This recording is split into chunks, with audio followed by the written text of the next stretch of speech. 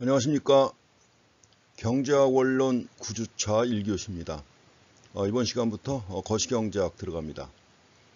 우리 그 교과서가 거시경제학과 미시경제학 나눠져 있는데 그 거시경제학 쪽의 앞부분에도 그 경제학의 그 기초가 나와 있죠. 그래서 그 거시경제학 편의 제3장부터가 바로 거시경제학입니다. 거시경제학에서는 먼저 그 나라 경제의 모습을 갖다가 이해하기 위해서 국가 경제의 실물 순환하고 또 한 가지 국가 경제의 금융 순환, 원래 그 실물의 흐름이 있게 되면 반대 방향으로 돈의 흐름이 있죠. 그래서 그 돈의 흐름과 관련해 가지고 이제 금융의 순환이 있는데 금융의 순환은 4장에서 공부하시고 거시경제학의 시작은 3장이 되겠습니다. 그래서 국가 경제의 실물 순환해 가지고 여기서 먼저 실물이니까 재화와 서비스죠. 국가 경제에서 재화와 서비스의 생산, 그리고 이에 대한 지출. 생산하게 되면 소비자나 또 기업들이 이걸 사지 않습니까? 그래서 이에 대한 그 지출을 통해 창출되는 소득이 어떻게 관계를 맺는가 하는 거, 이걸 좀 확인해 보겠습니다.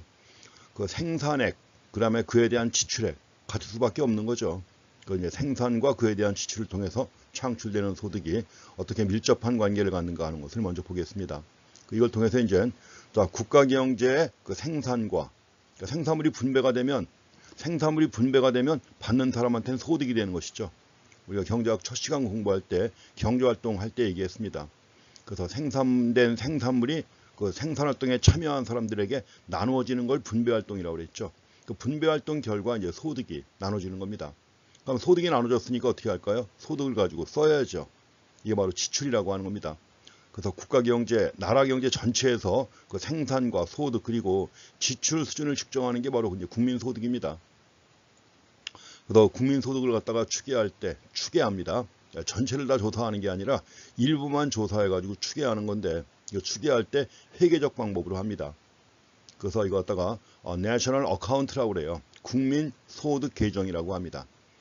내셔널 어카운트 해가지고 회계적 방법으로 하기 때문에 계정이라는 말씀입니다. 그래서 국민소득 계정은 어떤 통계인가 하는 거. 이런 내용들을 중심으로 해서 보겠습니다. 내용은 아직은 어렵지 않습니다. 이제 이걸 바탕으로 해서 뒤로 가면은 이제 어려운 내용들이 좀 나오지만 이거는 가장 기본적인 내용들이기 때문에 흐름을 잘 파악하시면 되겠습니다. 먼저 국가 경제에서 지금 말씀드린 것처럼 생산과 생산물이 분배가 돼가지고 받는 사람한테 소득이 된다고 그랬죠. 이제 소득을 갖다 지출하는 겁니다. 이 순환 과정을 우리가 살펴보겠습니다. 먼저 생산물, 즉 재화와 서비스가 생산됐습니다. 생산되게 되면 그 생산물은 소비자가 소비를 위해서 구입하기도 하고 또 기업이 생산에 투입하기 위해서 구입하기도 합니다. 그래서 이럴 때 소비자가 소비를 목적으로 소비를 통해서 자신의 욕구를 갖다 충족하기 위해서 구매할 때 이걸 우리는 소비재라고 합니다. 똑같은 재화라고 하더라도 용도가 뭐냐에 따라서 달라지는 거죠. 근데 똑같은 밀가루가 있다. 그걸 가게가 구입하면 소비자가 되겠지만 제과 회사에서 빵을 만드는 파리바게뜨가 구매했다. 이러면 자본재가 되는 것입니다. 물론 여기서 이제 자본재가 아니라 이제 원료지만 그 생산재가 되는 거죠. 넓게는. 그래서 여기서 이제 소비재하고 자본재 구분하셔야 되는데, 물론 자본재라고 할 때는 기계라든가 생산 설비라든가 도구 이런 거 얘기하는 것이고요. 반면에 원료 같은 밀가루라든가 이런 원료 같은 것들은 넓게는 자본재에 포함을 안 시킵니다. 그거는. 그래서 생산물 중에서 소비자의 욕구를 충족하기 위해서 구매할 때 이걸 소비재라고 합니다. 컨섬션 구스라고 하는 것이고, 반면에 다른 재화나 서비스를 생산할 때 이용되는 재화입니다. 가지고 이것을 자본재라고 합니다. 캐피털 구스 해가지고 자본재. 그래서 자본재는 이제 자본이라는 생산 요소가 되는 거죠. 앞에서 우리가 노동과 자본을 결합해가지고 생산물 만드는 과정은 봤습니다. 그래서 여기서 자본재가 자본이라는 생산 요소가 돼가지고 투입되고, 물론 이제 자본이라고 하는 생산 요소는 점차 마모가 되겠죠. 우리가 기계라든가 설비 같은 경우에도 사용하면 마모가 되죠. 마모되는 걸 우리가 감가상각이라고 합니다. 가치가 감소한다. 그래갖고 감가 해가지고 이걸 비용으로 처리합니다. 비용으로 처리해가지고 이제 회계 처리를 하기 때문에 감가상각이라는 표현을 사용합니다. 그래서 자본재는 점차 마모가 된다는 거. 그 다음에 이제 중간에 투입되는 게 있습니다. 중간에 투입되는 게 있는데 이걸 중간재라고 합니다. 인터미디에이트 구스 해가지고 여기에 이제 원료가 포함되는 거죠. 원료라든가 부속품 등 생산 과정에서 소요되는 이런 재화를 또 우리가 중간재라고 합니다. 좀 전에 말씀드렸던 밀가루 같은 것들. 제 과정에서 밀가루를 갖다 원료로 사용하죠. 이런 것들은 다 중간재가 되는 겁니다. 그래서 빵의 가치, 밀가루를 가지고 빵을 만들었다고 하면 그 빵의 가치에 밀가루의 가치가 다 포함되어 있는 거 아닙니까? 그래서 이거 갖다 우리가 중간재라고 해서 원료, 부속품 이런 것들을 갖다가 언급합니다. 그래서 일단 생산물이 생산되면 소비재와 자본재로 활용된다는 걸 확인하시기 바랍니다. 자, 다음에 그 두 번째 투자라는 개념이 나옵니다. 인베스트먼트 해가지고 투자. 이제 소비가 있고 투자가 있는데, 소비는 단순하죠. 소비자가 소비자의 욕구를 충족하기 위해서 구매해가지고 소비하는 게 바로 소비고, 반면에 이제 자본재로 이용한다 그랬죠. 그러니까 기업이 구입해가지고 자본재를 이용할 때 이걸 우리가 투자라고 합니다. 인베스트먼트라고 그래요. 그래서 투자라고 하는 것은 바로 자본, 캐피탈이라고 하는 자본을 마련하기 위해서 자본재를 갖다 구입하는 게 바로 투자입니다. 자본을 마련하기 위해서 자본재를 구입하는 것이다. 근데 투자에도 두 부분이 있습니다. 대체 투자가 있고 순투자가 있는데 그 대체 투자라는 말, 대체라는 말 아시겠죠? 생산 과정에서 마모가 됩니다. 기계라든가 설비 같은 것들은 생산 과정에서 생산 활동에 투입된 마모가 되죠. 그 마모된 부분, 이걸 대체하기 위한 투자입니다. 그래서 생산 과정에서 소모된 부분을 대체하기 위한 투자다 해가지고 이걸 대체 투자라고도 하고 또 재투자라고도 합니다. 리인베스트먼트 해가지고 재투자라고도 합니다. 반면에 마모된 부분을 갖다가 보충하는 것 이상으로 새로운 투자가 많이 이루어진단 말이에요. 그러니까 새로운 투자가 이루어질 때 이걸 갖다가 순투자라고 합니다. 그래서 이 대체 투자라고 하는 것은 현상 유지를 위한 거예요. 마모된 부분을 대체하기 위한 것이다 하니까는 뭐예요? 현상 유지를 위한 이런 투자가 대체 투자가 되는 것이고, 반면에 자본재를 증가시키는 이런 투자가 바로 순투자가 되는 겁니다. 그래서 우리가 순투자까지, 대체 투자는 물론이고 순투자가 이루어져야만 그만큼 생산 능력이 점점 더 커지는 것입니다. 만약에 대체 투자도 안 이루어진다, 그러면 생산 능력은 점점 줄어들겠죠. 반면에 대체 투자만 이루어진다, 순투자 없이, 그럼 생산 능력은 매년 현상만 유지하게 됩니다. 변화가 없이. 반면에 순투자가 이루어져야만 생산 능력이 점점 커지는 것이고, 이제 기업의 규모도 커지고 나라 경제 전체에서 경제가 성장하게 되는 거죠. 투자가 이루어져야만 자본 축적이 이루어지고, 이 자본 축적을 기초로 해가지고 경제가 성장하게 됩니다. 그래서 우리가 투자를 갖다가 대체 투자하고 순투자 둘로 구분했는데 두 가지 합쳐가지고 총투자라고 합니다. 그래서 앞으로 우리가 총과 그로스인데, 총이라고 할 때 그로스라고 하는 건데, 그로스하고 넷의 차이가 뭐냐? 그로스하고 넷의 차이가 뭐죠? 자본재의 마모분 차이죠. 그래서 우리가 그로스에서 자본재의 마모분, 그 자본재의 이 마모분을 갖다가 보충하는 게 대체라고 그랬죠. 그래서 우리가 그로스에서 자본재의 마모분을 뺀 것이 바로 뭐예요? 넷이 되는 겁니다. 그래서 거시경제에서는 항상 그로스하고 넷의 차이가 그겁니다. 그로스 빼기 자본재의 마모분 하면 이게 바로 뭐다? 넷이 되는 거죠. 거꾸로 넷에다가 자본재의 마모분을 더하면 그로스가 되는 것입니다. 이거는 거시경제학에서는 다 그래요. 그런데 뒤에 가면 우리가 국내 총생산이라고 합니다. 총생산이에요. 그러니까 총생산은 글자 그대로 뭐예요? 1년 동안 생산된 최종 생산물을 다 더한 겁니다. 근데 이거 말고 국내 순생산 개념이 있어요. 그 순생산 개념은 뭐냐? 넷 프로덕트죠. 그건 뭐냐면 생산 과정에서 자본재가 마모가 됐잖아요. 그걸 빼줘야만 순수하게 새로 증가한 생산물이 되는 거죠. 그래서 국내 순생산이라는 개념이 나옵니다. 그래서 우리가 GDP 빼기 감가상각 해야만 뭐죠? 국내 순생산 NDP가 되는 것입니다. 그래서 항상 거시경제학에서 그로스하고 넷의 차이는 자본재의 감모분 또는 자본재의 마모분 또는 소모분 이렇게 표현합니다. 그리고 이걸 뭐라고 한다? 감가상각이라고 합니다. 정확하게 확인하셔야 됩니다. 이런 원리 하나만 아시면 다 적용할 수 있는 거예요. 뒤에 가서 나올 또 다른 용어에서도 다 적용되는 겁니다. 그렇기 때문에 개념이 처음에 나왔을 때 명확하게 정리하고 지나가시면 갈수록 어려워지는 게 아니라 오히려 쉬워집니다. 그래서 만약에 투자 총액이 소모된 자본, 소모된 자본이 감가상각인데 그거 이상으로 투자 총액이 더 크다. 그 말은 뭐죠? 순투자까지 이루어졌다는 것이죠. 순투자까지 이루어졌다. 그렇다고 하면 그만큼 자본재가 어떻게 되는 겁니까? 증가하는 거죠. 초과된 부분만큼 자본재가 증가하는 것이고 그만큼 생산 능력은 커지게 되는 것이죠. 그래서 투자 개념을 이렇게 확인하시기 바랍니다. 자, 이걸 또 이제 우리가 그림을 그려서 확인할 수가 있습니다. 이거 보통 국가 경제의 순환이라고 그래요. 국가 경제의 순환이라고도 하고 국민 소득의 순환이라고도 합니다. 자, 가장 기본적인 이런 내용 중에 하나입니다. 여기 지금 자, 생산물이 있고 아래 생산 요소가 있습니다. 자, 생산 요소에는 뭐가 있죠? 대표적으로 노동과 자본과 그리고 여러 가지 원료라든가 이런 자원이 있죠. 그럼 당연히 자, 가게가 제공하는 이 왼쪽에 가게가 있습니다. 가게가 있어가지고 가게가 이런 것들을 가지고 있는 거예요. 그럼 오른쪽엔 누가 있을까요? 기업이 있겠죠. 일단은 가장 단순한 형태로 가게와 기업만 있다고 가정합니다. 그럼 이제 뒤에 가서 여기다가 정부도 추가하고 여기다가 외국도 추가해가지고 생산물과 생산 요소가 순환되는 전체 원리를 갖다 확인하실 것입니다. 그럼 이제 가게가 제공한 노동과 자본과 자원 이걸 투입해 가지고 생산 과정을 거치면서 생산 과정 또는 이제 프로세스 해 가지고 생산 공정이라고 합니다. 생산 공정을 거쳐 가지고 뭐가 만들어졌습니까? 생산물이 만들어졌죠. 그럼 생산물은 어떻게 돼야 되나요? 자, 생산 활동에 참여한 가게, 기업에 대해서 생산물이 나눠지는 게 있을 거 아닙니까? 그래서 이제 생산물이 나눠져서 이제 가게가 구입하게 되면 이 생산물을 일단 그 분배는 좀 이따 보고요. 이 생산물을 갖다가 가게가 구입했다. 자, 노동을 제공한 가게가 구입하면 이게 바로 뭐가 되는 겁니까? 소비가 되는 거죠. 근데 이걸 만약에 자, 기업이 이걸 구입해 가지고 생산에 투입했다. 그럼 뭐가 되는 거예요? 자본이 되는 건데 이 자본에 자본으로 만드는 과정이 뭐라고 그랬습니까? 투자라고 그랬죠. 그래서 투자도 대체 투자하고 순투자 나눠지는 것입니다. 이런 흐름이 가게와 기업 사이에 계속 이루어지는 거예요.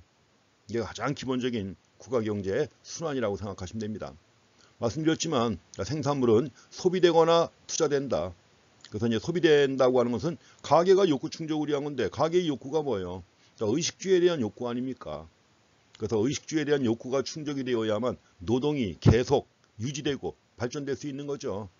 반면에 이제 투자가 이루어져야만 마모된 부분을 대체하고 뿐만 아니라 순투자가 이루어져 가지고 새로운 축적까지 이루어지는 거죠. 그래서 결국 생산물의 처분 문제와 관련해서 중요한 건 뭐냐? 소비와 투자의 선택 문제입니다. 그래서 소비와 투자의 선택 문제라고 하는 게 결국 국가 경제 전체가 성장해가는 이런 그 순환적 성격을 가진다는 걸 확인하시기 바랍니다. 그리고 이제 그 생산물과 생산 요소 이게 이제 실물적 흐름이라고 하는 거죠. 순환이라고 했지만 사이클은 흐름을 얘기하는 거죠. 그래서 생산물과 생산 요소 순환의 반대 방향으로 뭐예요? 화폐 소득과 지출의 순환이 이루어지는 겁니다. 그래서 이런 과정을 우리는 국민 소득의 순환이라고 합니다. 그래서 지금 왼쪽에 나와 있는 그림을 국민 소득의 순환 모형이라고 합니다. 자, 가게와 기업의 역할 나왔는데 다 말씀드린 겁니다. 자, 가게는 이제 생산 요소를 갖다가 기업에다가 판매한다고 그랬죠. 가지고 그에 대한 대가로 뭘 얻어요? 소득을 얻죠. 자, 임금, 이자, 지대, 이윤의 형태로 소득을 얻습니다. 자, 노동을 제공한 사람은 임금, 자본을 제공한 사람은 이자, 토지를 제공한 사람은 지대, 또 경영 능력을 제공한 사람은 이윤, 이런 형태로다가 소득을 얻게 됩니다. 그러니까 소득을 얻었으니까 소득 가지고 둘 중에 하나 쓰겠죠. 아직은 정부가 없으니까 세금 안 냅니다.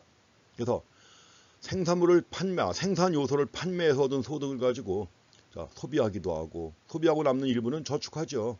저축은 소득 중에서 소비되지 않은 부분이죠. 자, 이게 다시 내가 얻은 소득을 가지고 생산물을 구매해야만 다시 그 생산 국민소득의 순환 과정에 들어가는 건데 소비하지 않고 저축하는 돈은 어떻게 될까요? 국민소득의 순환에서 빠져나오는 거죠, 밖으로.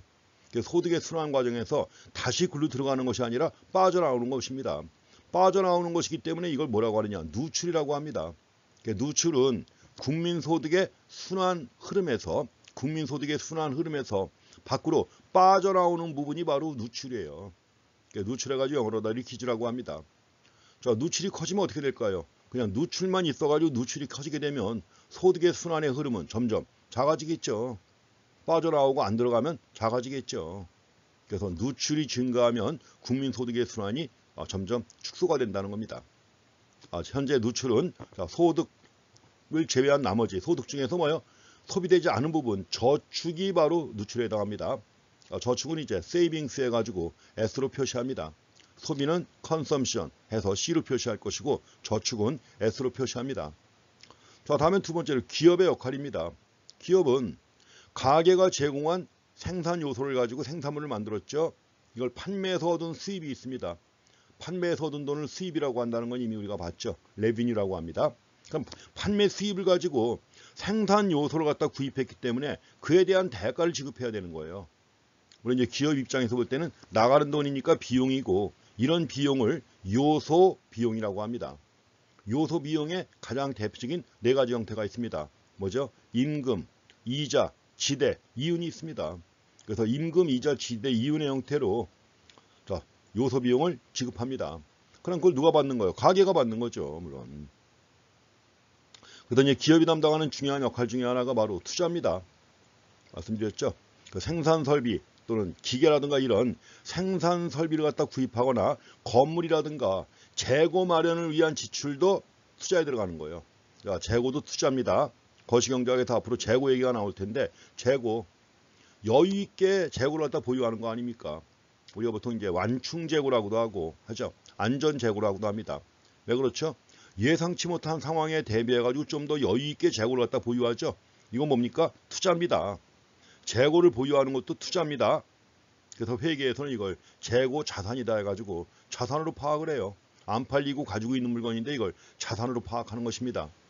그래서 투자라고 하는 것은 생산 설비를 구입하거나 건물 또는 재고 마련을 위한 이것도 지출이에요.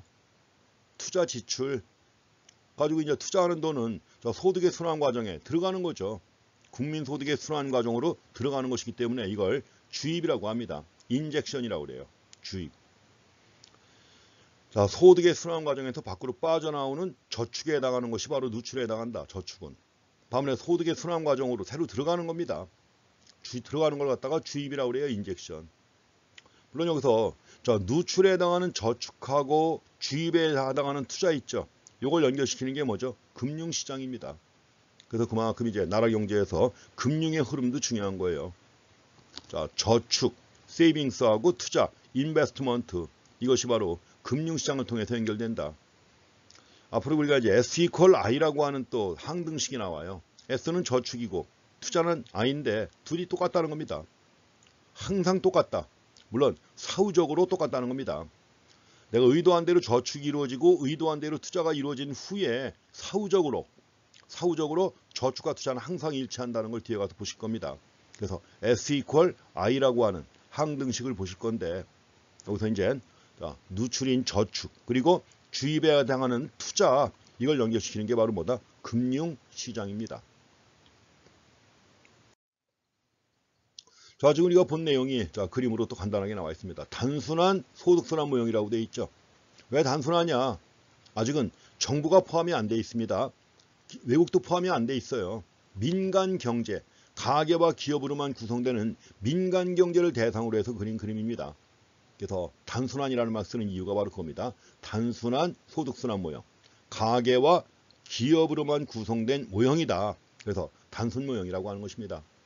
자, 가계와 기업 사이에 기본적으로 생산물 시장과 생산 요소 시장이 있었죠. 생산물 시장, 생산 요소 시장.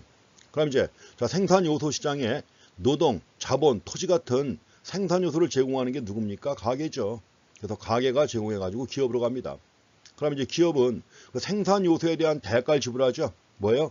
임금, 이자, 이윤의 형태입니다. 임금, 이자, 지대, 이윤의 형태로 대가를 지불하는데 그 대가가 가계로 가서 뭐가 되는 거예요? 이게 바로 소득이 되는 겁니다. 가계 입장에서 볼 때는 이게 바로 뭐 소득이 되는 거죠. 근데 이 소득을 나라 경제 전체에서 다 합치게 되면 바로 뭐냐? 이게 바로 국민 소득이 되는 것입니다. 이것도 국민 소득의 한 가지 유형입니다. 이것이 바로 국민 소득이 된다는 걸 확인하시기 바랍니다. 가계로 가서 가계가 얻는 임금, 이자, 지대, 이윤의 합이 바로 국민 소득이다. 그렇게 해서 체크해 주시고요. 그럼 기업은 이제 가계로부터 생산 요소를 받아다가 생산물을 만들었죠.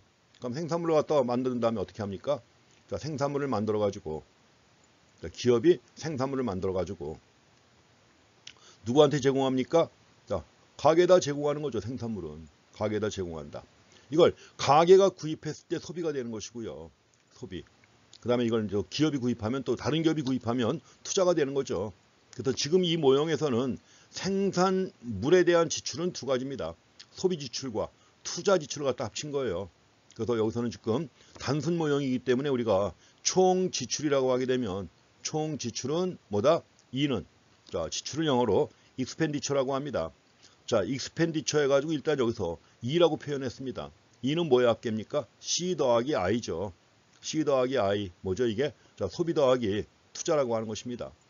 소비 더하기 투자 해가지고 이게 총 지출이다 하는 걸 확인하시기 바랍니다. 물론 여기서 이제 가게가 소비하고 남은 돈이 있습니다. 자, 이만큼을 소비했잖아요. 그럼 소비하고 남은 돈이 있죠. 남은 돈이 뭡니까? 저축이죠. 저축은 이리로 빠져나옵니다. 자, 기본적인 소득의 순환에서 밖으로 빠져나와요. 나왔으니까 저축이 뭐가 되는 거예요? 저축은 누출, 리퀴지가 되는 거죠. 그러면 가게가 저축한 돈을 기업으로 연결시켜주는 역할을 하는 게 바로 뭡니까? 금융시장이죠. 그래서 기업이 금융시장에서 은행으로부터 차입을 하거나 아니 주식을 발행하거나 채권을 발행해가지고 자금을 조달한다는 거죠. 이걸 연결시켜주는 게 바로 뭡니까? 기업이라는 거, 금융시장이라는 겁니다. 그래서 지금 말씀드린 내용이 아래 간단하게 설명이 나와 있는데 이 설명은 이제 지금 다 말씀드린 거니까 한번 읽어보시기 바랍니다. 그래서 가계와 기업 간의 단순한 소득순환 모형 해서 내용 읽어보시기 바랍니다. 이제 모형을 확장합니다. 확장해가지고 정부를 포함시키고 또 외국을 포함시킵니다. 그래서 지금 해외라고 하는 말 나와 있는데 이제 해외라는 말은 이제 안 씁니다. 해외가 아니라 한국은행에서 사용하는 공식 용어는 국외입니다. 그러니까 교과서에 나오는 용어들도 국외로 바뀌어야 당연히 정상이죠. 네, 우리 책은 지금 그걸 안 바꾸고 그냥 옛날대로 하고 있는데 좀 상당히 불만이 좀 많습니다. 그래도 우리가 이 책을 갖다 교과서로 쓰는 중요한 이유가 첫 시간에도 말씀드렸지만 많은 분들이 경제학을 공부한 다음에 뭔가 시험 과목에 포함되어 있어 갖고 시험을 봐야 된다. 근데 시험을 갖다가 이제 보려면 대부분 다 국내 교과서를 가지고 출제하기 때문에 그걸 가지고 보는 게 좀 더 익숙하다 해가지고 이걸 교재로 선택한 것입니다. 물론 이거 말고도 국내 교과서가 몇 권 있지만 뭐 지금은 거의 안 나옵니다. 재판도. 왜냐하면 외국 교과서가 워낙 대세이기 때문에 국내 교과서가 별로 없습니다. 맨퀴의 경제학이라든가 또 저도 이제 크루그만 경제학 쓰고 있지만 크루그만 경제학 거기다가 버냉키 경제학 또 세뮤얼슨 경제학도 여전히 나오고 있고요. 코넬이라든가. 그래서 국내에서 보는 외국계 교과서가 많아가지고 국내 교과서는 이제 별로 많이 없습니다만 그래도 여전히 뭐 이런 내용들이 시험 문제 나올 때는 국내 교과서 가지고 나옵니다. 그래서 아직도 이렇게 해외라고 쓰고 있는 책이 있는데 앞으로 이제 국외라고 많이 나올 겁니다. 자, 정부 부문이 있습니다. 자, 정부가 하는 역할은 다 아시죠? 자, 국민의 안녕, 국가안보, 치안 유지 뭐 이런 것들 있죠. 또 민간의 원활한 경제활동을 갖다가 보장한다. 여러 가지 시장의 실패를 해결하고 자, 시장의 실패를 갖다 해결할 뿐만 아니라 원활한 경제생활 보장을 위한 지출을 합니다. 그 정부가 돈을 쓰는 거예요. 정부의 지출. 물론 지출에 필요한 자금을 어떻게 합니까? 조세로 충당하는 것이죠. 자, 조세는 이제 앞으로 텍스라고 해서 T라고 쓸 겁니다. T라고 쓰는데 조세는 소득에 의해서 결정되는 거죠. 우리가 소득이 증가하면 세금 많이 내잖아요. 그렇죠. 그래서 가장 단순한 모형에서 조세는 소득의 증가함수라고 모형화합니다. 조세는 소득의 증가함수다. 그래서 조세는 T로 표시하고 소득은 Y로 표시를 합니다. 앞으로. 소득이 왜 Y냐? 앞에서 우리가 생산함수 얘기할 때 앞에서 나왔던 생산함수에서는 Q, equal, function, LK였죠. 그래서 이제 Q가 quantity 해가지고 생산량이었는데 이제 나라 경제 전체의 총 생산이 바로 국민소득이에요. 그래서 국민소득을 나타낼 때는 Y로 표시를 합니다. 영어에서 나오는 yield의 약자예요. yield, Y-I-E-L-D. 원래 양보한다는 뜻이 더 많이 쓰이죠. 양보한다. 우리가 뭐 길거리 가다 보면은 뭐 옛날에 표시판에 yield라는 표시판도 있었습니다. 교통 표시판에 양보하라 이거죠. 그래갖고 이제 양보라고 하는 말 쓰고 또 크로스 컨트리 하는 그 선수들 보면은 만약에 뒤에 선수가 추월하려고 했는데 앞에 선수가 안 비켜준다. 그러면 실격이에요, 그게. 그래서 이제 뒤에 가는 선수가 앞에 가는 선수가 잘 알아듣도록 소리 지릅니다. 일드 소리 지르면 무조건 피해줘야 돼요. 추월할 수 있게. 그래서 이럴 때 쓰는 용어인데 산출한다는 뜻이 또 포함되어 있습니다. 그러니까 산출한다는 뜻이 포함돼 가지고 국민소득을 거시경제학에서는 다 Y라고 표시합니다. 그래서 조세는 소득에 의해서 결정되는데 조세도 가게가 얻은 소득 중에서 세금 내는 거니까 빠져나오는 거 아니에요. 소비로 들어가는 것만 주입이고 나머지 소비하지 않고 빠져나가는 돈은 다 주입에 해당하는 겁니다. 그래서 조세는 소득 순환 과정에서 볼 때 역시 누출에 해당이 됩니다. 반면에 이제 정부가 쓰는 돈은 정부 지출은 세금으로 거뒀지만 세금으로 거둔 돈 중에 일부를 갖다 또 쓰잖아요. 이거는 다시 들어가는 거죠. 이게 소득의 순환 과정으로 들어갑니다. 그래서 정부 지출은 주입이 되는 것입니다. 이것도 기억하셔야 됩니다. 이제 정부가 포함됐으니까 누출에 해당하는 게 두 가지가 있죠. 뭐가 있습니까? 저축과 조세가 있습니다. S 더하기 T. 반면에 주입에 해당하는 게 두 가지가 있습니다. 뭐가 있습니까? 투자와 정부 지출이 있었죠. I 더하기 G가 됩니다. 그래서 주입에 해당하는 게 두 가지가 있다. 물론 정부는 이 두 가지만 관여하는 것이 아니라 정부가 여러 가지 공공재를 직접 생산하죠. 정부는. 국방이라든가 교육이라든가 치안이라든가 이런 공공재를 생산하기도 하고, 물론 공공재를 생산하기 위해서 쓰는 돈도 바로 뭐예요? 정부 지출입니다. 이게 정부 지출이 바로 공공재 생산을 위해서 쓰는 것이고, 근데 정부가 쓰는 돈이지만 우리가 주입과는 별도로 구분하는 게 있습니다. 이게 바로 뭐냐면 이전 지출이라고 하는 게 있습니다. 이전 지출. 트랜스퍼 페이먼트라고 해가지고 뭐냐면 사회보장을 위한 지출이에요. 사회보장을 위한 지출 해가지고 그냥 나가면 나가는 대로 끝나는 겁니다. 나간다고 해서 들어오는 게 없어요, 이거는. 그래서 이제 정부가 쓰는 돈 중에서 일방적 지출 또는 반대급부가 없다고 합니다. 반대급부가 없는 일방적 지출을 갖다가 이전 지출이라고 합니다. 근데 노인수당이라든가 장애인수당 나가면 끝 아니에요, 그렇죠? 대신 들어오는 게 있어요? 없죠. 이런 것들을 이전 지출이라고 해가지고 이 용어도 주의 깊게 보셔야 됩니다. 생산에 대한 대가로 지급되는 것이 아닌 이런 지출이죠. 그래서 정부가 개입되면 가장 기본적으로 G하고 T가 포함되지만 이거 말고 이전 지출도 있다는 걸 확인하시기 바랍니다. 다음에 이제 마지막으로 해외 부문이 포함됩니다. 해외 부문이 포함되면 뭐가 있을까요? 수입하고 수출이 있죠. 다 아시죠? 수입과 수출이 있다. 수입은 뭐예요? 외국에서 만든 걸 우리가 사오는 겁니다. 그럼 사오고 난 다음에 돈은 어디로 나가요? 외국으로 나갈 거 아니에요. 수입 상품에 대한 대금은 외국으로 나가는 거니까 빠져나가는 거죠. 누출에 해당합니다. 반면에 수출은 뭐예요? 외국에서 국내에서 만든 물건을 사가는 겁니다. 수출 대금은 국내로 들어오죠. 들어오니까 이게 바로 국내에 소득순환에 포함되는 겁니다. 주입에 해당합니다. 수출은 주입에 해당한다는 거. 여기까지 한번 정리해 봅니다. 지금까지 본 것 중에서 주입에 해당하는 거 뭐가 있습니까? I 더하기 G 더하기 X 또는 EX, 엑스포트 해가지고 수출을 나타낼 때는 X 또는 EX라고 표시합니다. 반면에 수입은 import 해가지고 IM으로 표시해요. 보통은 IM으로 표시하는데 우리 책에서는 이걸 또 Q라고 표시하고 있습니다. 뭐냐, Q라는 단어, Q라는 부호가 마음에 들었나 보죠. 이것도 Q라고 쓰고 있습니다. 우리 책에서만 쓰는 수입 약자입니다. 그래서 누출에 해당하는 건 뭐가 있습니까? S 더하기 T 더하기 Q가 있습니다.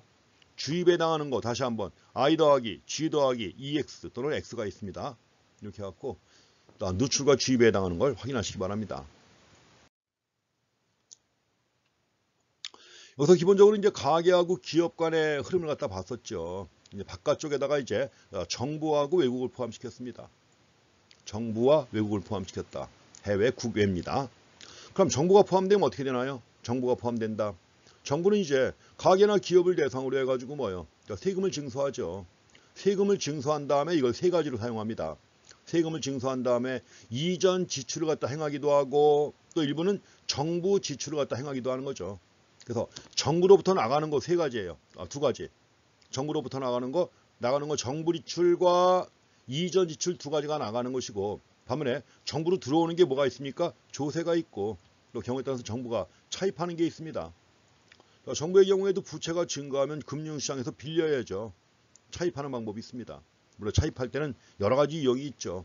국채를 발행하기도 하고 아니면 한국은행에서 직접 차입하기도 하고 여러 가지 방법으로 돈을 갖다 빌립니다. 이렇게 해갖고 이제 그 정부 지출로 나간 돈은 생산물 시장으로 들어가는 거예요. 이런 흐름 봐주시고.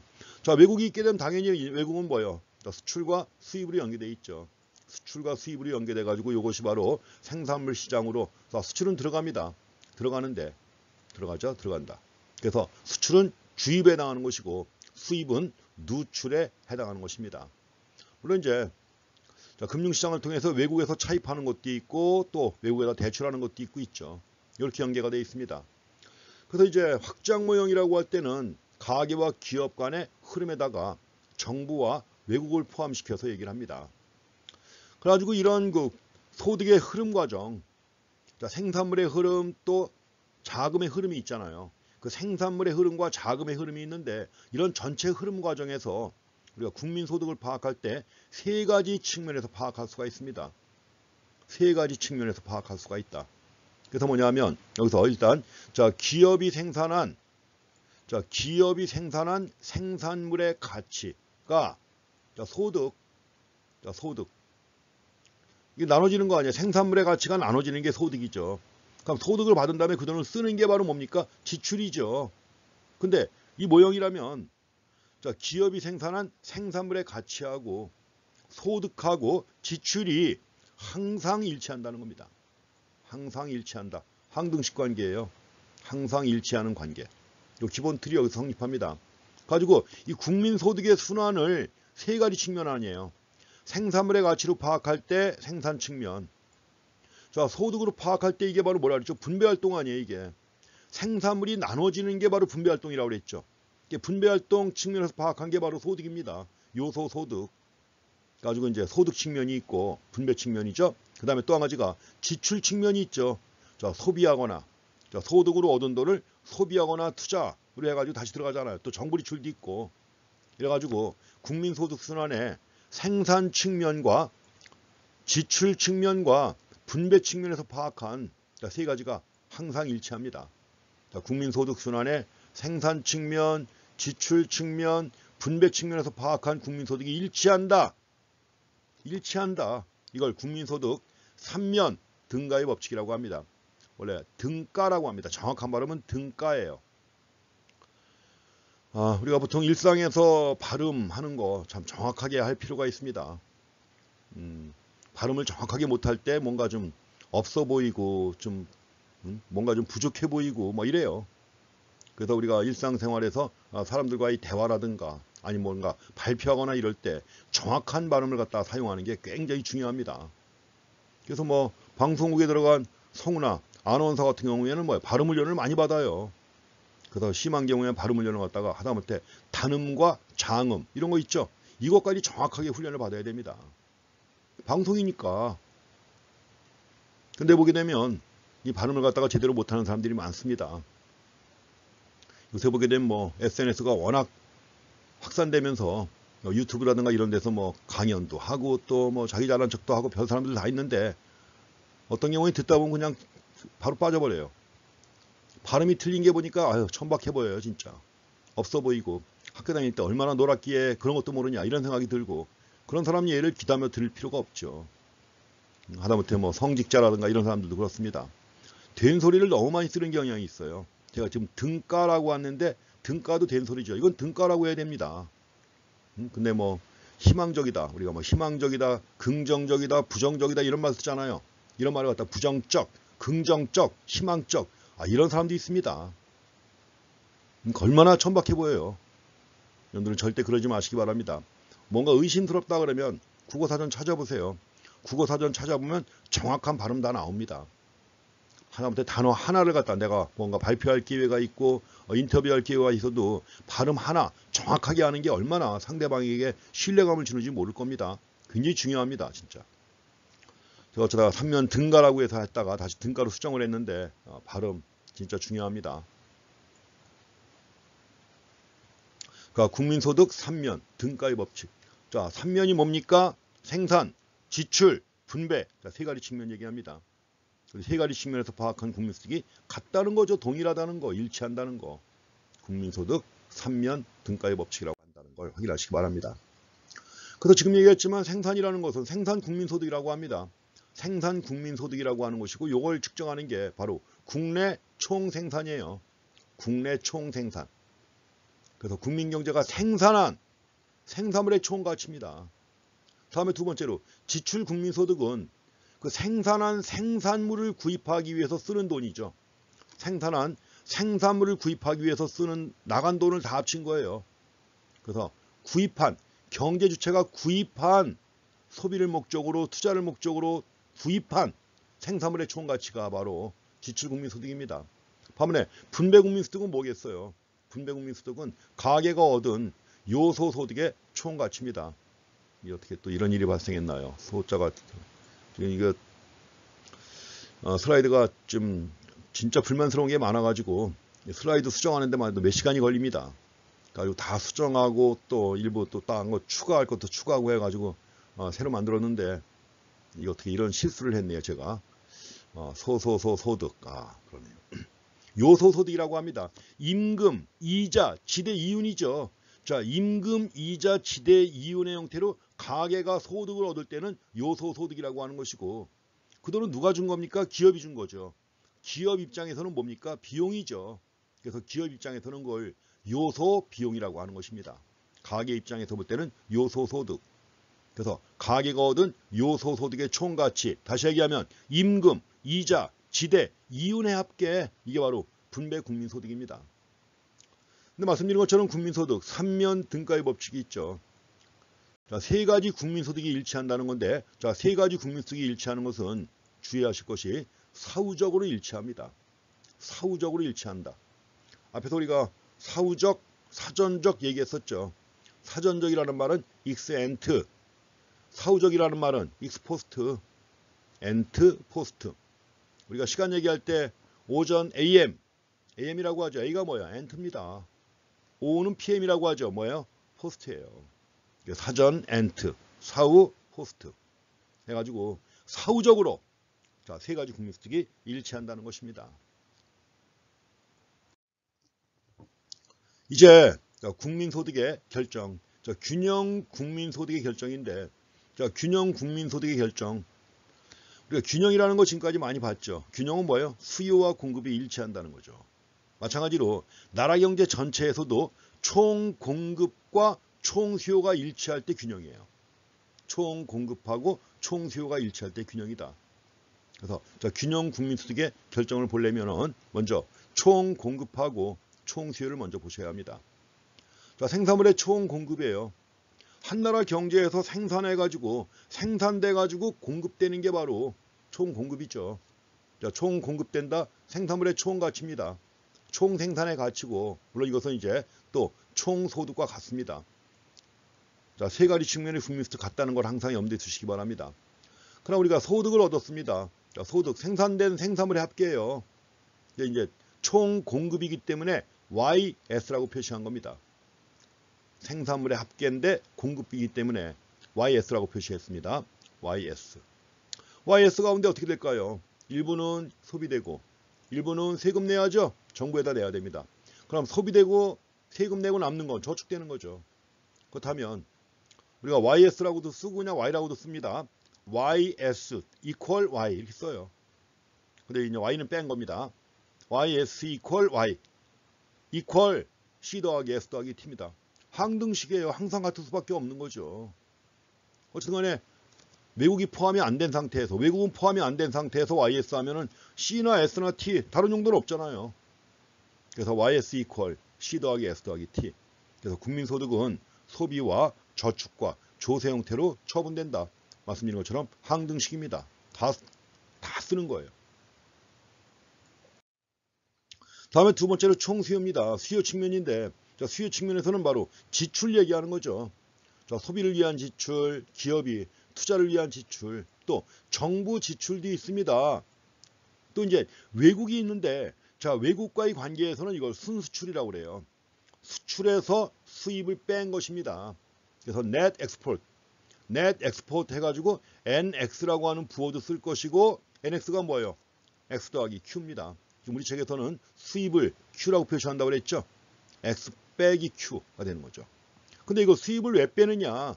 수입은 현재 우리가 소비하는 거에 자 보세요. 우리가 소비한다고 할 때 소비하는 거에 수입한 거 포함되어 있어요? 안 돼 있어요? 포함되어 있죠. 여기 지금 수입이 포함되어 있어요. 여기도. 그럼 기업이 투자를 한다. 그럼 기업이 기계를 설치하고 설비를 한다. 그 중에 수입된 거 있어요? 없어요? 당연히 있죠. 자, 수입한 기계도 포함되어 있죠. 당연히. 수입한 기계도 포함되어 있습니다. 그럼 정부가 돈을 쓴다. 정부가 쓰는 돈 중에는 수입한 거 없나요? 있죠. 외국의 무기라든가 이런 거 수입해 오지 않습니까?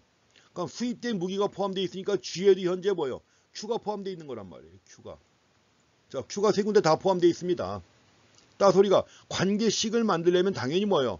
수출해서 수입을 빼야 되는 거죠. 왜냐하면 수입은 C하고 I하고 G에 이미 포함되어 있으니까 요 안에 수입이 포함되어 있단 말이에요. 소비, 투자, 정부 지출에 해외로부터의 수요가 다 포함되어 있단 말이에요. 그러니까 어떻게 한다? 빼야 되는 것입니다. 빼야만 이것이 총수요가 되는 거예요. 그래서 총수요 YD 이퀄, 물론 이것도 항등식입니다.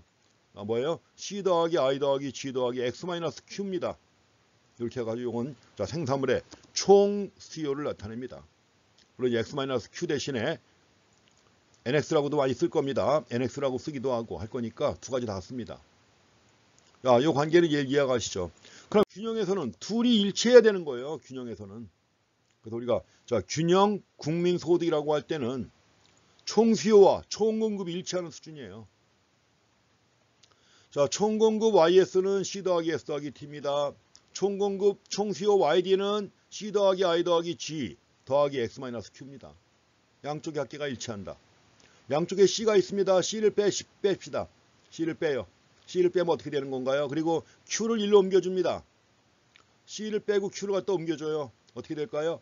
S 더하기 T 더하기 Q 이퀄 I 더하기 G 더하기 S입니다.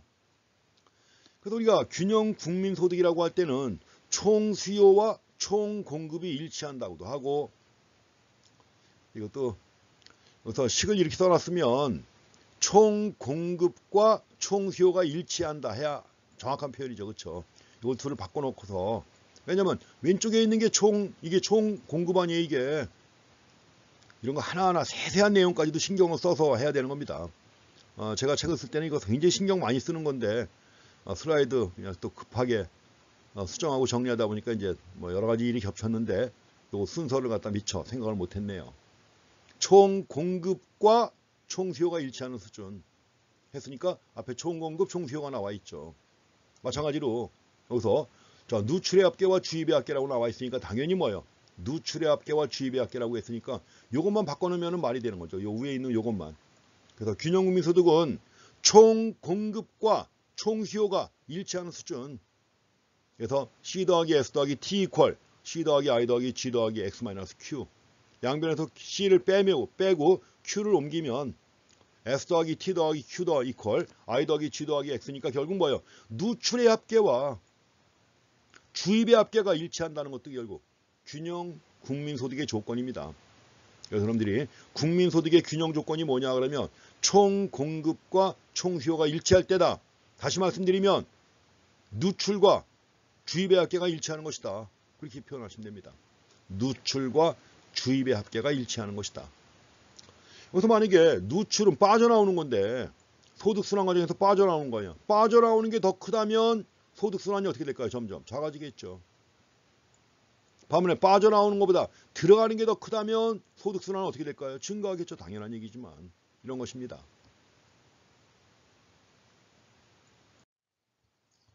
자, 이제 국민소득의 균형까지 정리해봤고요. 다음에는 두 번째로 국민소득 계정입니다. 국민소득 계정을 통해서 우리가 대표적으로 사용하는 몇 가지 국민소득의 개념을 갖다 보는데 가장 대표적으로 많이 쓰는 게 국내 총생산 GDP하고 또 국민 총소득 해가지고 GNI라고 하는 두 가지가 제일 많이 쓰는 거예요. 이것도 제가 신문기사 하나 찾아가지고 좀 올리려고 했는데 마땅한 걸 못 찾았습니다. 깔끔하게 이렇게 헤드라인 정리된 걸 못 찾아가지고 그 신문기사 하나 올리려고 했는데 좀 못 올렸습니다. 그냥 책에 나온 내용 통해서 보겠습니다. 가장 많이 사용하는 국민소득 개념이 있죠. 국내 총생산입니다. GDP. 그로스 내셔널 프로덕트, 그로스 도메스틱 프로덕트예요. 국내 총생산입니다. 자, 이거는 이제 가장 일반적인 정의를 내리면 일정 기간 동안에 요거 하나 주의해서 보셔야 돼요. 일정 기간 동안 보통 GDP는 1년 단위로 측정하잖아요. 1년 단위로 측정하는데 그걸 하기 전에 먼저 분기별로 측정하기도 합니다. 가지고 합산해 가지고 1년 단위로 측정하죠. 일정 기간 동안에. 자, 국내 총생산입니다. 한 국가의 국내에서 생산된 거예요. 그리고 최종 생산물의 시장 가치의 총액이다. 우리가 GDP 표시할 때 어떻게 하나요? 자, GDP가 얼마냐 그러면 뭐 자동차 100만 대 더하기 선박 200대 더하기 뭐 이렇게 표시하나요? 아니죠. GDP가 얼마냐? 몇 조 달러, 몇 조 달러 또는 몇 조 원 이렇게 표현하잖아요. 금액으로 표시합니다.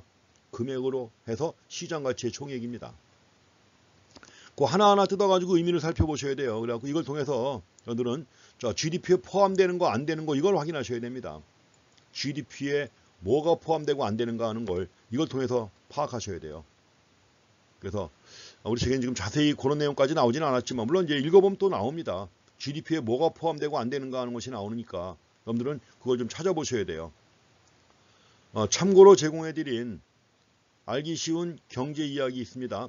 한국은행이 발간한 한국은행에서 나온 알기 쉬운 경제 이야기에서 이 파트에 해당하는 내용을 각자 찾아보세요.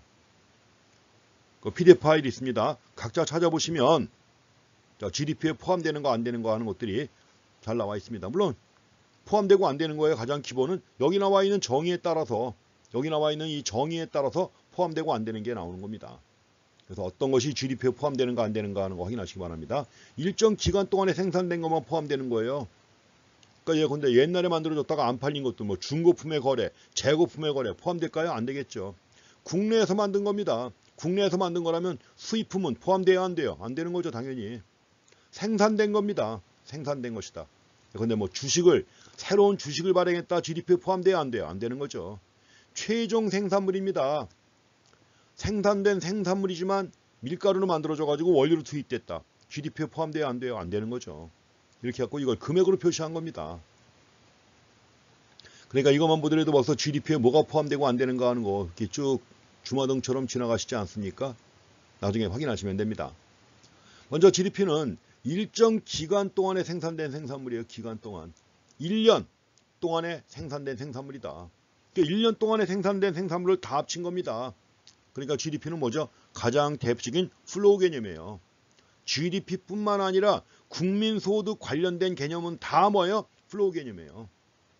사실 엄밀하게는 그 GDP만 있는 것이 아니라 NDP도 있고 GNP 국민총생산도 있고 국민총소득 GNI도 있고 이거 말고도 이제 그 아래 하위 개념으로서 개인소득 또 가처분소득 뭐 이런 소득 개념이 여러 가지가 있습니다.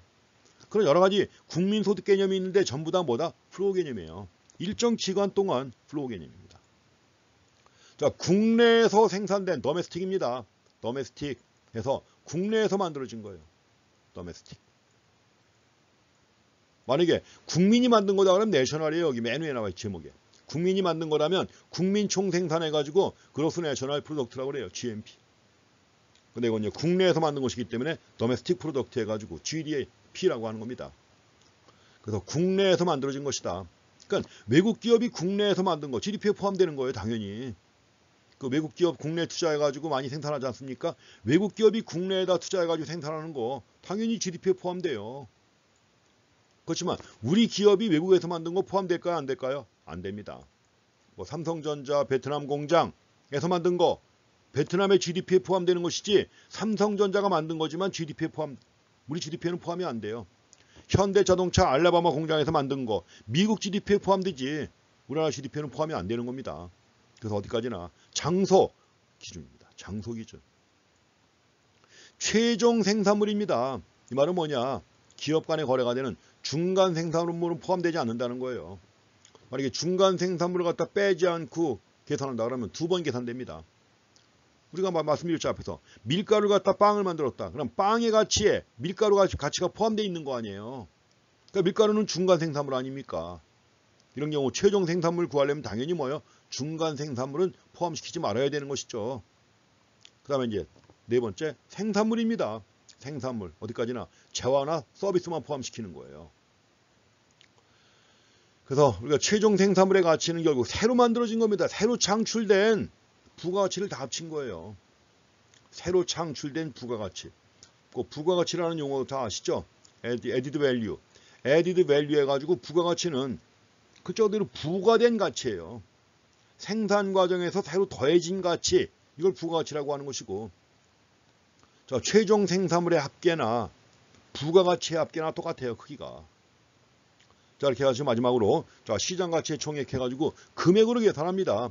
금액으로 계산한다는 얘기는 결국 뭐 GDP는 sum of 생산물의 양 모양에다가 가격을 곱해준 거예요. 생산물의 양에다가 가격을 곱해가지고 뭐요? 자, GDP를 갖다 추계하는 것입니다. 그래서 GDP 해가지고 자, 시장가치의 총액. 자, 이렇게 해서 일정 기간 동안 한 나라의 국내에서 만들어진 최종 생산물의 시장가치의 총액이다. 그러면 이 정의에 부합되지 않는 것은 GDP에 포함이 안 되는 거죠. 근데 이제 이 정의는 상당히 지금 약간 추상적인 얘기이기 때문에 약간 디테일하게 나오면은 뭐요? 헷갈릴 수가 있습니다. 그래서 이제 그런 점을 파악하기 위해서 다시 말씀드리지만 한국은행에서 나온 알기 쉬운 경제 이야기 해당되는 부분 같이 공부하시기 바랍니다. 그래 한번 찾아보세요. 자, GDP에 포함되는 거, 포함 안 되는 거 한번 찾아보시기 바랍니다. 다른 교과서에도 많이 나와 있으니까 어떤 것들이 GDP에 포함되는가 안 되는가 하는 걸 꼭 한번 확인하고 지나가시기 바랍니다. 물론 여러분들이 확인을 하셨는지 안 하셨는지는 제가 나중에 또 확인을 할 수가 있겠죠.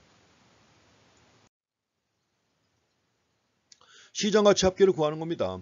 만약에 여기서 쌀과 옷 두 가지만 만들었다. 그러면은 뭐예요? 가격을 곱하는 거예요. 10가마, 쌀 10가마에 15만원 곱하면 150만원. 옷 10벌 있는데 10만원이다. 그럼 100만원. 합치면 250만원이죠. 이런 식으로 구하는 거예요. GDP도. 그래서 쌀과 옷을 갖다가 수량 단위가 다르잖아요. 수량 단위가 다르기 때문에 단순하게 합칠 수는 없는 거죠. 따라서 시장 가치의 합계를 가지고 구합니다.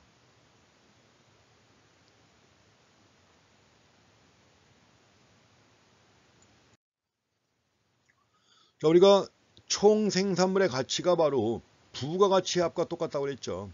부가가치의 합계하고 똑같다고 했는데 부가가치는 글자 그대로 생산 과정에서 새로 더해진 가치예요.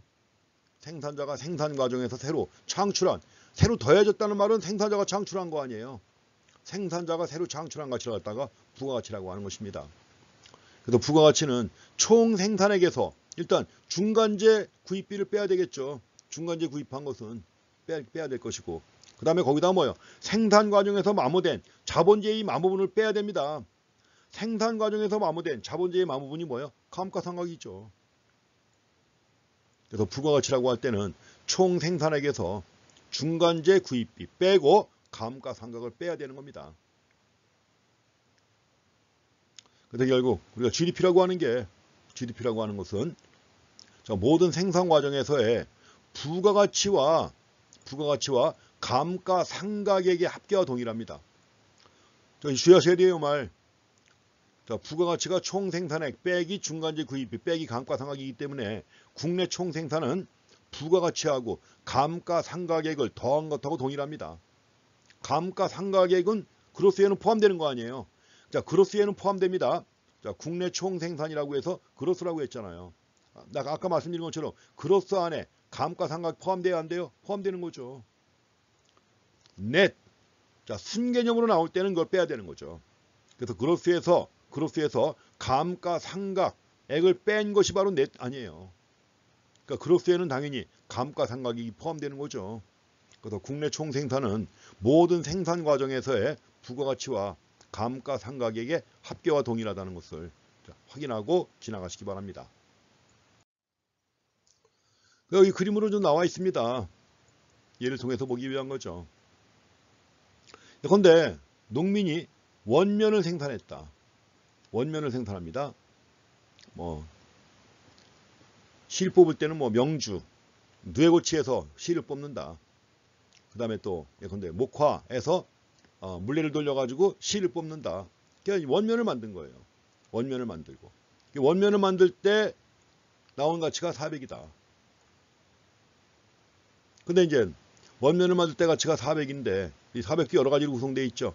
감가상각, 지금 여기 가로해 놓은 표가 약간 좀 이상합니다. 제가 지금 그림을 약간 확대시킨 다음에 선을 연결을 제대로 못 시켜서 약간 복잡합니다. 가지고 여기서 원면인데 기본적으로 감가상각 지대 이윤 임금 있죠, 아래. 감가상각 지대 이윤 임금 있고 맨 위에 순이윤이 있습니다. 순이윤. 가지고 뭐 다 합친 금액이 400이에요. 그 다음에 이걸 가지고 면직물을 만들었어요. 옷감을 만든 겁니다. 옷감을 갖다 만들었는데 옷감을 갖다 만들 땐 당연히 400을 주고서 이 400 주고서 원면을 사와야 될 거 아니에요. 아래에 있는 파란색 네모는 바로 뭐예요? 원면의 가치죠. 이게 원면의 가치를 갖다가 400이고 이거 사다가 여기다가 추가로 이제 뭐예요? 면직물 만드는 과정에서 당연히 임금이자 지대에다 감가상각에다 순이윤이 추가된 거 아니에요. 그렇죠? 이걸 추가해가지고 보니까 면직물 가격은 700이다. 그럼 옷감을 만드는, 그러니까 옷을 만드는 회사에서는 일단 이거 700짜리를 사야 될 거 아니에요. 700짜리 면직물을 사와야 될 거 아닙니까? 그 다음에 거기다 이제 부가가치가 더해져가지고 임금이자 지대이윤, 감가상각, 순이윤까지 남는 거죠. 그럼 여기서 우리가 부가가치를 한번 따져봅시다. 자, 여기 지금 그림에 나오는 그 빨간색 가로 표시는 약간 엉성해도 먼저 농부가 창출한 부가가치는 얼마예요? 농부가 창출한 부가가치는 400이죠. 자, 400. 근데 그중에서 뭘 빼야 돼요? 감가상각을 빼야죠. 부가가치를 창출하는 과정에서 감가상각이 있다고 하면 400 빼기 감가상각이죠. 방직회사의 면직물 만드는 게 방직회사입니다. 천을 만드는 회사예요. 옷감 만드는 회사. 그러니까 방직회사의 부가가치는 얼마입니까? 700의 가치를 창출했는데 그중에서 400은 원면 사온 거 아니에요. 그래서 방직회사가 창출한 부가가치는 700 빼기 400 빼기 또 감가상각도 있어야죠. 양복점이 창출한 부가가치는 얼마입니까? 양복점은 다 해서 이제 1200을 얻었죠. 자, 1200에서 700 빼야죠. 옷감 사온 거. 그 다음에 감가상각 빼야죠. 그렇다고 했을 때 마지막에 있는 1200 이게 뭐냐? 이게 최종 생산물의 가치인데 1200은 결국 뭐예요? 자, 농부가 창출한 부가가치 400 더하기 방직회사가 창출한 부가가치 300 더하기 그 다음에 뭐예요? 그 다음에 양복점이 창출한 부가가치가 500 아닙니까? 500을 더한 거죠. 500을 더해가지고. 그래서 결국 1200이 이렇게 해서 나온 것이고 근데 그럼 최종 생산액은 뭐냐? 최종 생산액은 총 생산이죠. 거기다 뭘 더해야 돼요? 감가상각을 합친 걸 다 더해야 되겠죠. 부가가치 합계에다가 감가상각의 합계를 다 더해야만 이것이 최종 생산액이 되는 것입니다. 이 관계를 확인하셔야 돼요. 그래서 뭐 농부가 밀을 만든 다음에 그 농부가 만든 밀을 전량 밀가루 만드는 제분회사가 사다가 밀가루 만들었다. 그냥 그걸 전량 빵 만드는 제과회사가 사다가 빵을 만들었다. 밀이 밀가루가 되고 밀가루가 빵이 된 거 아니에요. 그럼 그 과정에서 새로 더해지는 가치가 있는데 이게 바로 뭐예요? 부가가치고. 근데 그 과정에서 또요. 가치가 하락하는 것도 있죠. 감가상각이 있잖아요. 그래서 부가가치하고 감가상각을 더한 게 결국 뭐다? 최종 생산액이다. 이렇게 해가지고 내용 정리하시기 바랍니다.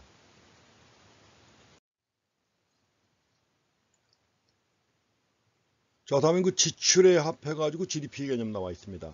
지출에 합해가지고 앞에서는 우리가 이제 생산을 중심으로 파악했는데 그 생산물에 대한 지출이 있죠.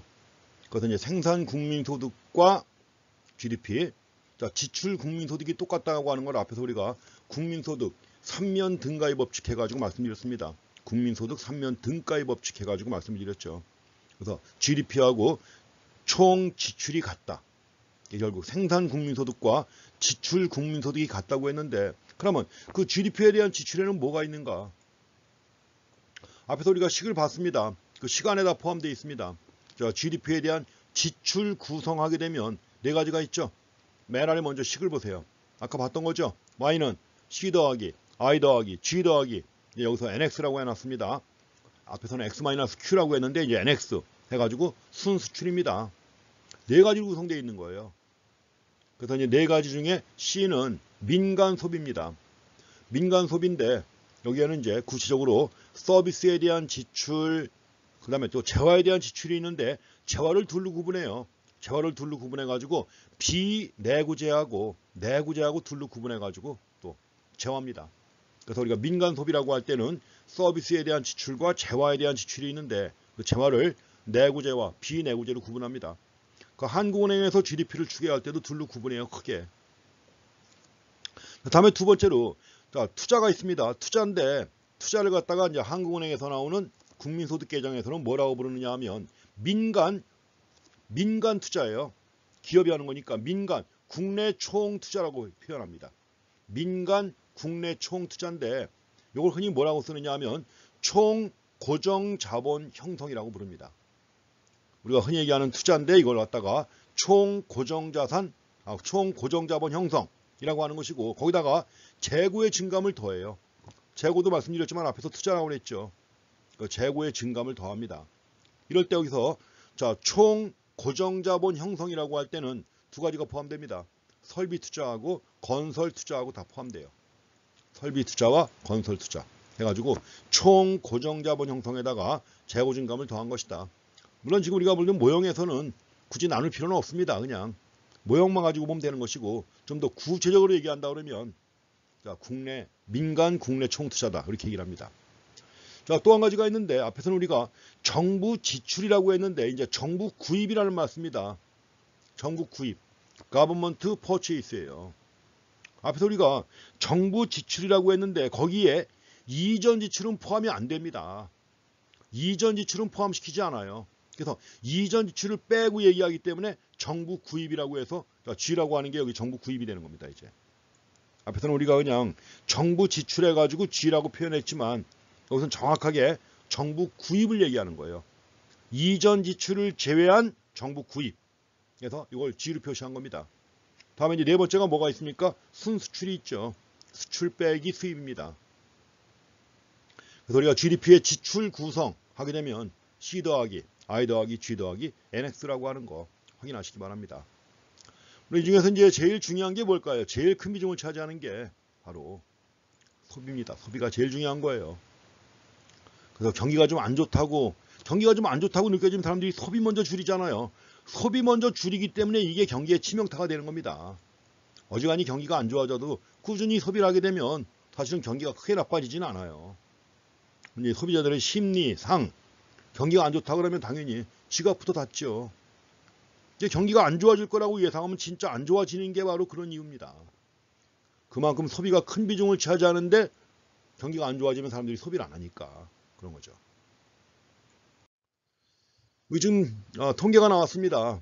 근래 통계 중심으로 해가지고 이제 물론 이제 꾸준히 다 증가하고 있죠. 1970년에서부터 2015년, 2020년까지 해가지고 계속 증가하고 있습니다. 다 증가하고 있는데 GDP도 증가하는 거예요. 바로 경제 성장이죠. 오랜 기간에 걸쳐서 장기간에 걸쳐서 GDP가 증가하는 거 바로 경제 성장입니다. 중간에 꺾인 적도 있죠. 증가다 감소한 때도 있었죠. 이때 언제입니까? 이때가 97년 말 1997년 말 98년 외환위기 때입니다. 아주 최악의 상황을 경험했었죠. 우리가. 그럴 때 이제 GDP가 감소한 적이 있었죠. 그때. GDP만 감소하는 게 아니라 다 감소합니다. 소비도 감소하고 투자도 감소하고. 가지고 이제 비중을 보게 되면 제일 큰 비중을 차지하는 게 뭐예요? 소비입니다. 소비가 가장 큰 비중을 차지하는 것이고 두 번째가 뭐예요? 투자입니다. 세 번째가 정부 지출. 그만큼 이제 가계의 소비와 기업의 투자가 그만큼 큰 역할을 하는 거라는 걸 그림을 통해서 한번 확인하고 지나가시면 되겠습니다. 다음에 그 수출과 수입의 추이도 나와 있는데 항상 우리나라의 경우에는 보통 수출이 수입을 초과하는 게 일반적이죠. 물론 이제 과거에는 적자를 본 때도 있었지만 근래 들어와서는 계속해서 흑자를 계속 유지하고 있습니다. 그래서 그나마 이제 이 수출이라고 하는 게 한국 경제를 먹여 살리는 효자가 된다는 게 바로 그거죠. 물론 이게 꺾인 적도 있습니다. 여기는 이렇게 갑자기 크게 감소했죠. 이거 왜 그러나요? 이게 이건 97년 말이 아니라 이거는 전 세계적인 글로벌 금융 위기 때죠. 자, 글로벌 금융 위기를 중심으로 해가지고 이제 이런 상황 벌어진 겁니다. 여기서도 크게 감소했죠. 이때도 감소했고 여기서도 감소했고 이런 상황입니다. 그래서 되게 뭐 경제적으로 큰 사건이 있을 때마다 이런 상황이 있습니다. 자, 순수출이 대개는 0보다 크죠. 순수출이 0보다 큰 이런 상황. 반대로 이제 반대의 상황이 있습니다. 자, 그래서 국민소득 개정해가지고 구체적으로 지출 구성표가 나왔습니다. 뭐 지금 다 그림으로 봤지만 자, 민간 최종 소비 지출 차지하는 비중이 이 정도예요. 민간 최종 소비 지출. 그 다음에 이제 총 자본 형성 나와 있죠. 정도. 정부의 최종 소비 지출. 자, 수출과 수입 비중이 엄청 큽니다. 이것도 이렇게 나왔습니다. 어쨌든 더 가장 큰 항목, 민간 소비가 제일 큰 항목을 차지하는 거고요. 그 다음에 2018년 같은 경우 수출이 수입을 초과해가지고 양의 순수출을 갖다 보였다는 걸 확인하시기 바랍니다.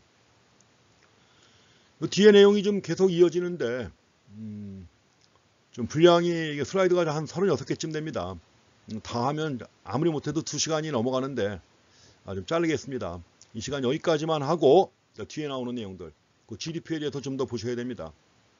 그래서 명목 GDP와 실질 GDP도 봐야 되고 또 다른 국민소득 개념들도 봐야 되는데 그냥 단순하게 넘어갈 내용이 아니기 때문에 이 시간은 여기까지 하고 뒤에 부분은 다음 시간에 이어서 하겠습니다.